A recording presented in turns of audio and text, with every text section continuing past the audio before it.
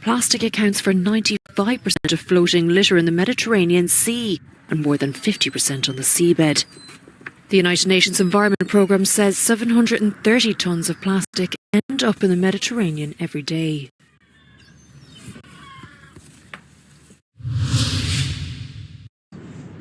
Along the east coast of England, people's homes are disappearing. The relentless force of the sea causing rapid coastal erosion at an accelerating and alarming pace. There was like 2 or 3 roads.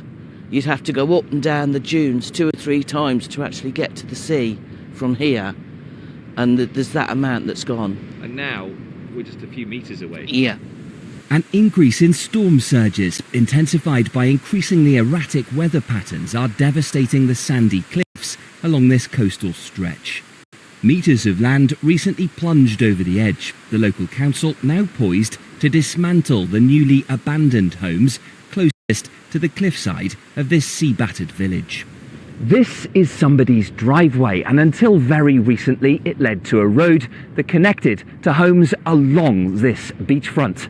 But now that road is on the beach. These homes are just metres away from the same fate. Local people say coastal erosion is speeding up rapidly. It is climate change itself. That's what's going to tear not only this nation apart, but many others. And those that are able to survive it will be those that have organised for it now. Experts are warning local governments and nations must brace for the challenges ahead.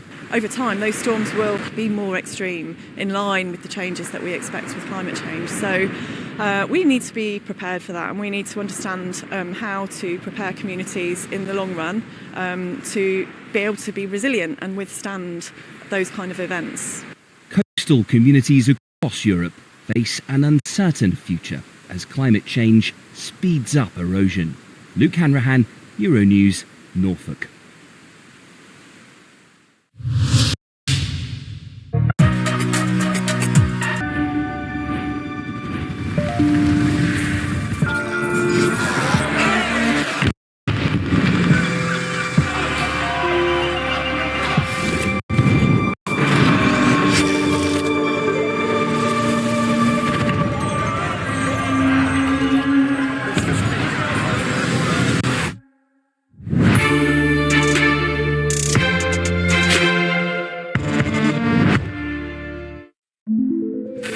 Welcome to Media City Qatar, standing with heritage and legacy,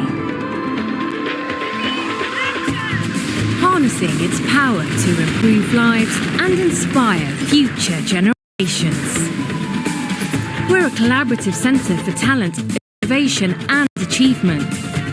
Here, inspiring conversations and exceptional ideas begin, enabling creators and enriching culture. We're an accelerator where new media evolves. This is a place for meaningful partnerships and innovative concepts, and a hub for major global networks to thrive. Leading media, not just across the region, but throughout the world. Join us at Media City Qatar, the future home of global media.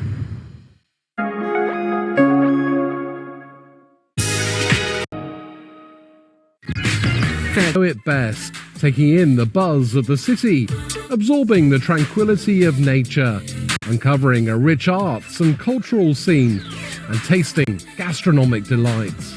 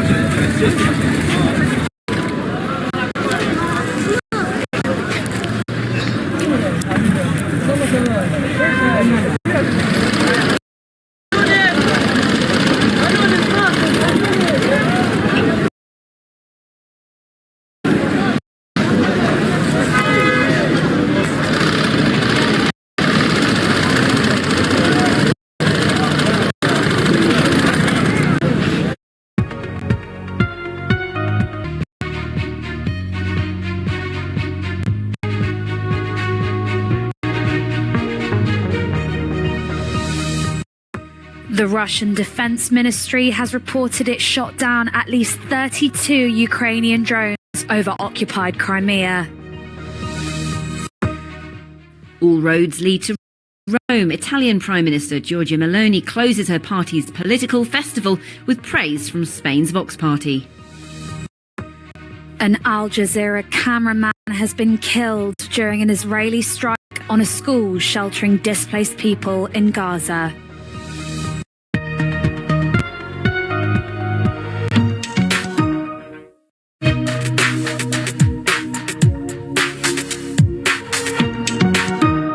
Will Parisians be forced to stay home during the upcoming 2020? Let's get down to the truth behind this.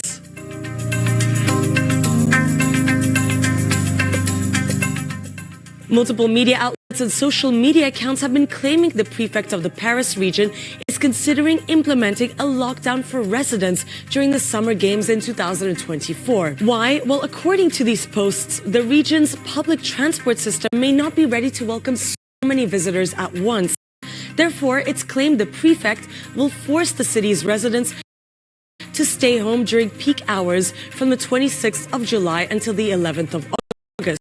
It's widely shared after the French newspaper Le Monde mentioned a lockdown as an option currently being evaluated by the French authorities. The first time the option of a lockdown during the Olympics was ever mentioned was on the 6th of December by the French satirical newspaper Le Canard Enchaîné.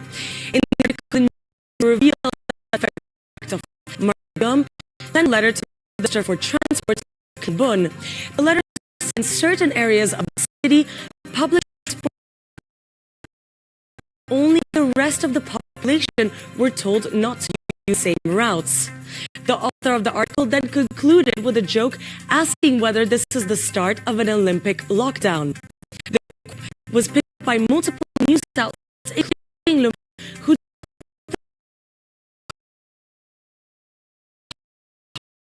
it was too late. Multiple social media users had already screenshotted it, sharing false allegations.